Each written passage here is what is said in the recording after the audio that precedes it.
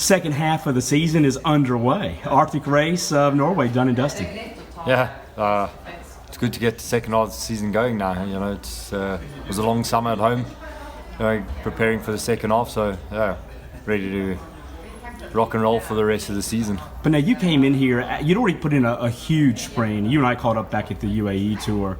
You'd done a big schedule since then, a big program, and then of course right before this race, first race back, and you're a little bit undercooked.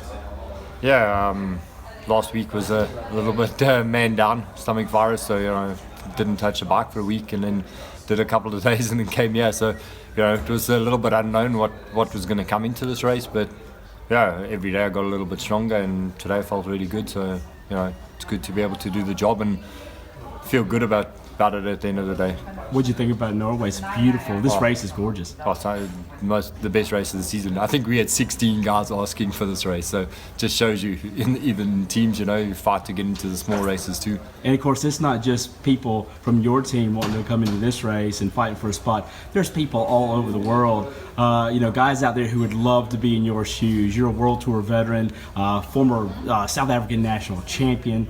You've raced every Grand Tour. Not only raced every Grand Tour, you've finished every Grand Tour. You've raced Milan-San Remo, Flanders, Paris-Roubaix. A lot of people would like to be in your shoes. And I remember you and I were having a chat at the UAE tour, and you gave some real insight on what it takes, and it kind of blew me away even, and what it takes to really be a pro. Can you just kind of share some of that? Yeah, you say it, I've done all 3 Grand Tours, finished them all. I've done pretty much every classic, even the Ardennes. This year I got a taste of them again. Did Flèche,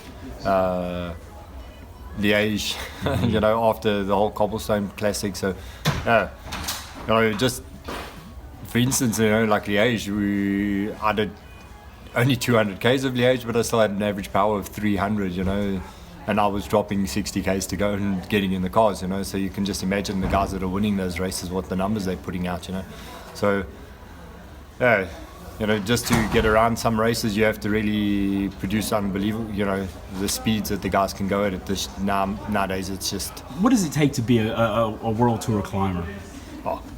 Nowadays, I used to always think 6.5 watts per kilo, and you could be a good climber. Nowadays, you have to be 6.5, 7 watts per kilo, and then you're fighting for maybe a top 10 spot. The guys are really stepping up the game now. So to be a climber, you have to produce unbelievable power. I have to push probably 500 watts for an hour if I want to stay in the front group on climbs. And if you want to contend for a sprint, say at the end of a 175 kilometer stage, what are we looking at? What are those guys? What numbers are they tapping at? Obviously it just depends, because you go from Caleb to Andre Greipel. Caleb's probably sprinting at 1,500 watts, and he's 65 kilos, and then you've got Greipel at 85 kilos that's pushing close probably to 1,900 watts, so it's it is a bit of a variation, and it's not always about the mean power that you're putting out, because as you say, after a 200 or 250k day, to be able to produce even 1,300 watts, as you've seen win stages and win races. So it all depends on how the race is going, but to be a world-class sprinter nowadays, you have to be able to pretty much ride at 400 watts for the last 10 k's, because it's just so incredibly fast and left and right, and guys are dive bombing each other and sketchy, and you have to have kahunas the size of basketballs. I can tell you, to be a world-class sprinter nowadays, you have to have more than just power, and it's skill. It's a whole combination of everything just to be a sprinter. I think sprints aren't gone are the days where you had lead-out trays of Pataki and Cipollini that made the race 70k an hour, and everybody was just pinned on the wheel and hoping to sprint for second behind them. Nowadays, there's so many guys that have got strong guys in the final, so the speed is just so fast, and there's just so many teams that can come late. So sprints it's almost a game of chess. The smartest, wiliest guy with the most power, and then it can accelerate and put it out at the right moment, it's going to win the races.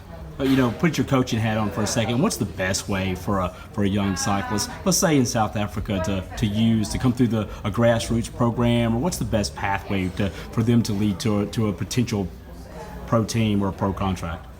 Of course, racing away from South Africa, getting more multiple races in, I did I did it a different way. A lot of guys come to Europe and they come and race in continental teams or in club teams, and then go and race in Spain, or you go race in Belgium, depending on your forte. You know, if you want to be a climber, then Belgium is not your place. But you know, the school in Belgium is a good school.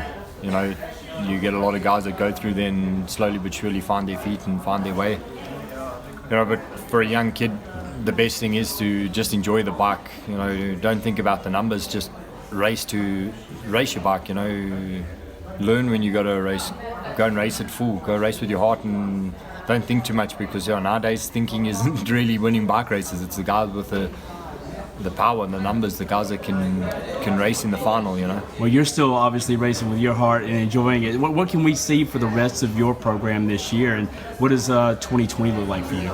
Yeah, sure, I race with my heart, you know. That's the reason why I do this, you know. If my heart wasn't in it, then I think it's too hard of a job to not have your heart in it, you know. Just doing it because it's a good paycheck. It's not, you can't do that anymore, you know. But yeah, for the rest of the season, I've got quite a busy program. A lot of the shorter stage races. So I'll be racing from go to Hamburg, Deutschland tour Britain, a few one-day races in Belgium, Münsterland Giro in Germany, Hammer Series in Hong Kong if that happens, and then Gongxing. Oh, fantastic! Yeah. Looking forward to it.